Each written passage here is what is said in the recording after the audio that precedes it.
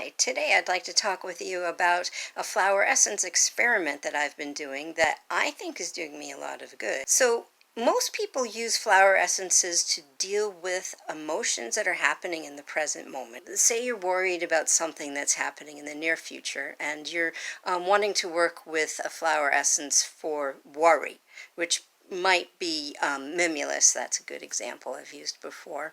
But what if, be honest here, you're always worried about something, right?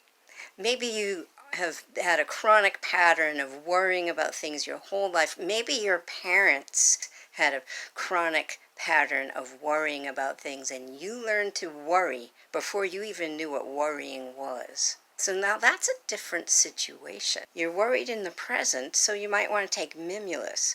But in reality, you may need a little support for that to break the chains of the past. And that would be walnut. Walnut helps you make changes and feel safe enough to make those changes. In particular, if family or friends or other people might hold you back. And so you would use walnut in addition to Mimulus.